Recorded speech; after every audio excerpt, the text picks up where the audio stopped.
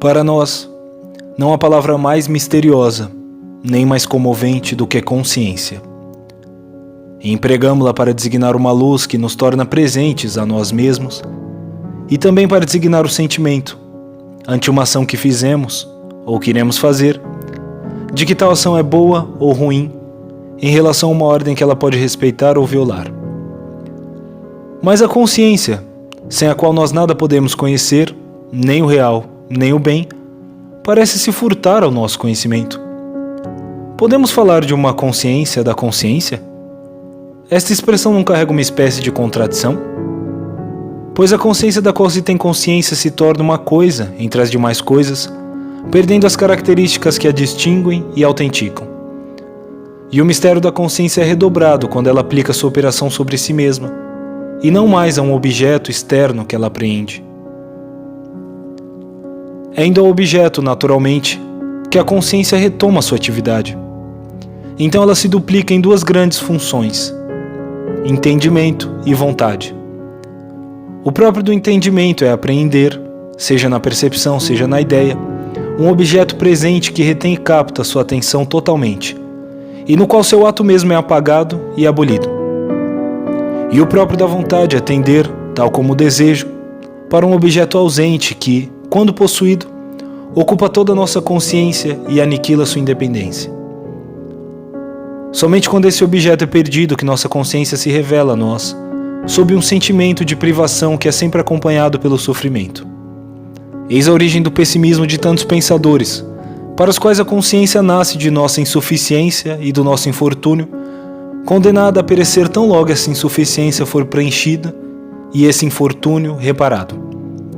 Mas em tal concepção, a consciência se nutre ainda do pensamento desse objeto que ela persegue e que se furta a ela.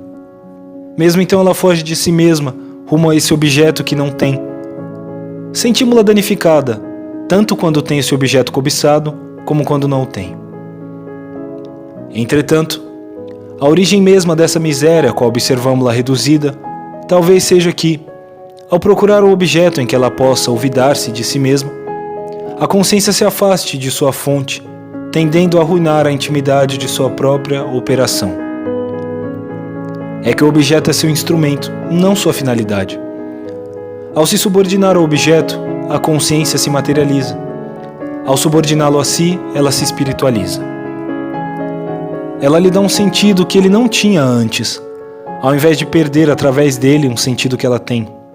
Assim, não devemos nos espantar se o próprio da filosofia é precisamente resistir ao elan natural, pelo qual a espontaneidade nos dirige ao objeto para que, em uma reflexão sobre si, a consciência então retorne ao seu estado nascente, para fazê-la atenta ao seu exercício puro, regulando o seu curso.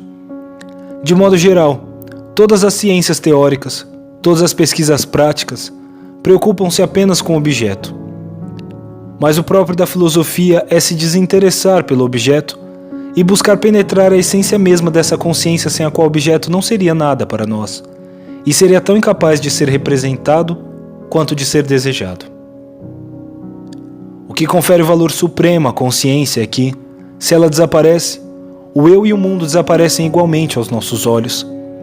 Não há existência, não há sentido senão com relação a ela. Desde que ela começa a se curvar ou se obscurecer, como quando se distrai ou quando devaneia, parece-nos que o universo se distancia de nós e que o nosso eu o abandona. Quando a consciência se apaga, o eu cessa de estar presente a si mesmo.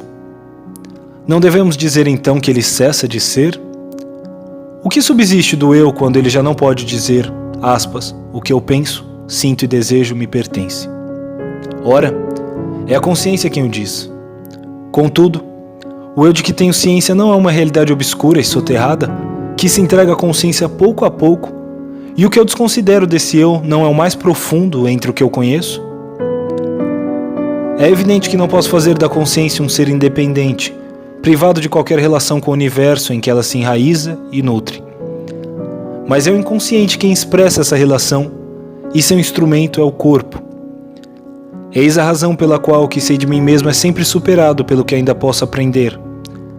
Isto me é exposto por uma espécie de revelação, que às vezes me espanta e às vezes me apavora.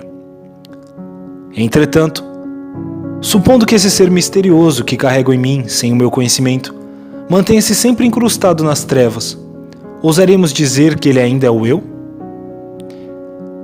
Ele só merece tal nome se contribuir para formar o sentimento geral que tenho de mim mesmo, e se minha consciência já prova de sua presença confusa antes de o produzir em plena luz.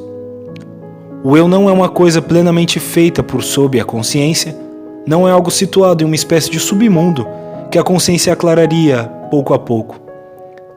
E também não é somente a parte aclarada. É um ser que se cria e que reside precisamente na relação móvel entre a natureza de onde emerge, que lhe fornece os recursos dos quais dispõe e cuja riqueza ele nunca esgota, em um ato de liberdade e de razão, no qual ele assume uma responsabilidade, mas que nunca é plenamente puro, pois nunca se desprende dos impulsos que a natureza lhe fornece e sem os quais ele nada efetivaria.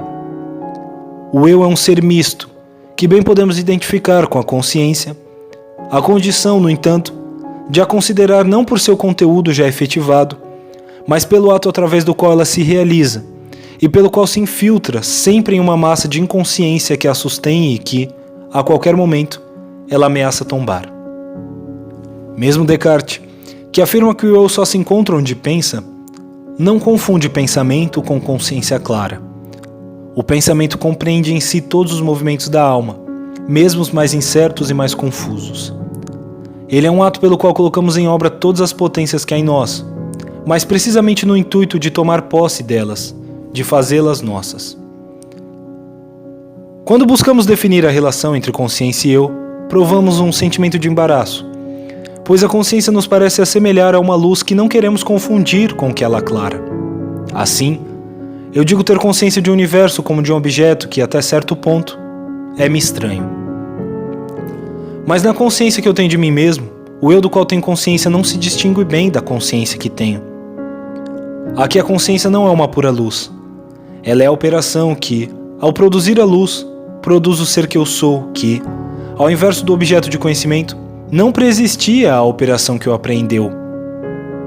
E se é dito que esse eu pressupõe uma matéria sem a qual ele não poderia se dar vida, tal matéria não é comparável à matéria de conhecimento.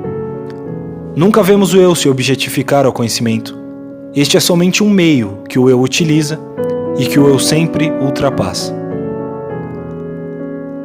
Eis o motivo pelo qual o eu se recusa a ser confundido com tudo que nele já está fixo ou determinado, com seus estados de alma que não cessam de mudar e de se apagar, com essa realidade mais estável formada por seu personagem, com suas tendências e hábitos que, no entanto, ganham corpo com ele e às quais ele é reduzido, tão logo sua atividade começa a se arrefecer, isto é, tão logo ela cessa propriamente de dizer eu. O eu é, portanto, invisível e inacessível. Ele reside em um ponto sem dimensão, de onde pronuncia um ato de recusa ou de consentimento acerca do que lhe é proposto, sem jamais romper contato com algumas das forças que o pressionam, nem com algumas das situações em que ele está inserido, mas nunca aceitando ser constrangido por nenhuma delas. Agora compreendemos, portanto, qual a relação entre o eu e a consciência. A razão de serem termos inseparáveis, e mesmo de se confundirem, ao menos se a consciência não é uma simples luz que aclara um objeto já dado, mas uma iniciativa pela qual um ser se cria e se vê criando-se, com auxílio dos materiais que o universo não cessa de lhe oferecer, mas que só contribuem para formar seu próprio ser através do uso que este é capaz de empregar.